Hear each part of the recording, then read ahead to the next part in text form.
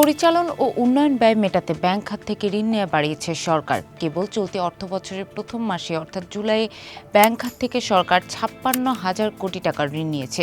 Treasury bill bond ইস্যুর মাধ্যমে নেওয়া হয়েছে এই ঋণ। তবে একই সময়ে সরকার ৪৮,৫০০ কোটি টাকার ঋণ পরিশোধও করেছে। বিস্তারিত জানবো আজকের লিড নিউজে।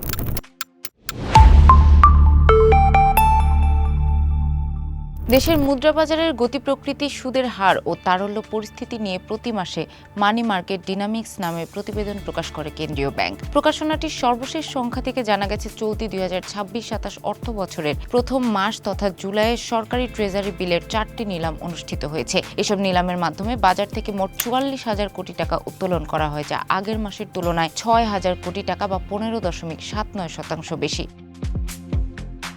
অন্যদিকে কেন্দ্রীয় ব্যাংকের ট্রেজারি বন্ড নিলামের তথ্য বিশ্লেষণে দেখা যায়, জুলাইয়ে ২ থেকে ২০ বছর মেয়াদী ট্রেজারি বন্ডের মোট ৩টি নিলাম অনুষ্ঠিত হয়। এসব নিলামের মাধ্যমে বাজার থেকে ১২,০০০ কোটি টাকার ঋণ নেয় সরকার। একই সময়ে এমন বন্ডের ৯,৫০০ কোটি টাকা পরিশোধ করা হয়।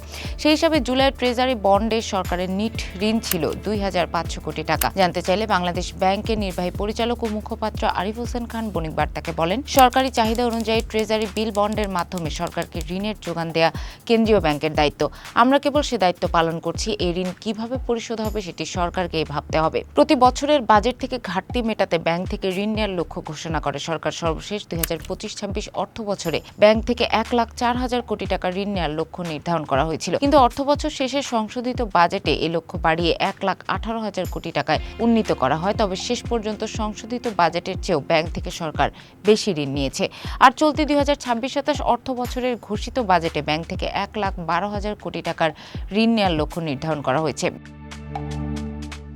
ব্যাংক ঋণের ওপর সরকারের অতিমাত্রা নির্ভরতা বেসরকারি খাতকে নাজুক পরিস্থিতির দিকে ঠেলে দিচ্ছে বলে মনে করেন সাবেক অর্থ সচিব এবং মহাহিসাব নিরীক্ষক ও নিয়ন্ত্রক মোহাম্মদ মুসলিম চৌধুরী। বণিক বার্তাকে তিনি বলেন, সরকারের আয়ের সক্ষমতার তুলনায় ব্যয় অনেক বেশি। এই কারণে ব্যাংক থেকে ঘোষিত লক্ষ্যের চেয়েও বেশি ঋণ নিতে হচ্ছে।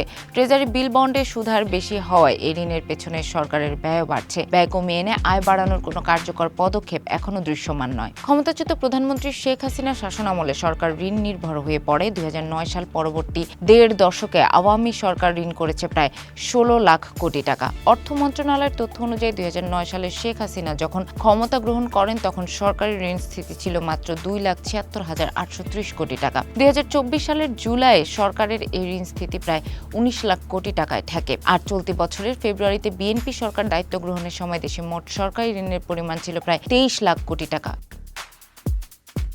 ইরানের ওপর যুক্তরাষ্ট্র ইসরায়েলের হামলাকে কেন্দ্র করে ৫ মাস ধরে গোটা মধ্যপ্রাচ্য জুড়ে যুদ্ধাবস্থা বিরাজ করছে। এই পরিস্থিতিতে বিশ্ববাজারে জ্বালানি তেল গ্যাসের দাম দ্বিগুণ হয়েছে। ফলে বেড়েছে দেশের জ্বালানি আমদানি ব্যয়ও। কেন্দ্রীয় ব্যাংকের তথ্যে দেখা যাচ্ছে, কেবল জুনে দেশে আমদানি ব্যয় বেড়েছে ৭১% বেশি।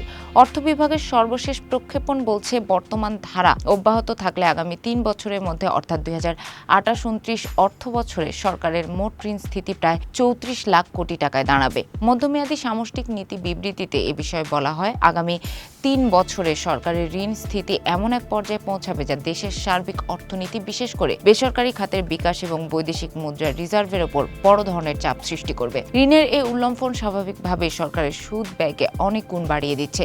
বেসরকারি খাতের মন্দায় ব্যাংকগুলো ট্রেজারি বিল বন্ড কিনতে বাধ্য হচ্ছে বলে জানিয়েছেন ব্যাংক নির্বাহীদের সংগঠন অ্যাসোসিয়েশন অফ ব্যাংকার্স বাংলাদেশের chairman Masrur Arefin. City bank পিএলসির ব্যবস্থাপনা পরিচালকের দায়িত্বে থাকা এই শীর্ষ নির্বাহী বণিক বার্তাকে বলেন, আগে থেকেই দেশের বেসরকারি খাত চাপে ছিল। এখন নতুন করে যুক্ত হয়েছে গ্যাস বিদ্যুতের সংকট। বিরাজমান সংকটের কারণে দেশের অনেক ভালো উদ্যোক্তাও এখন ঋণ খেলাপির ঝুঁকিতে রয়েছেন। আমরা এখন ব্যাংকের খেলাপি ঋণ আরও কত বাড়তে পারে সেটির হিসাবায়ন করছি।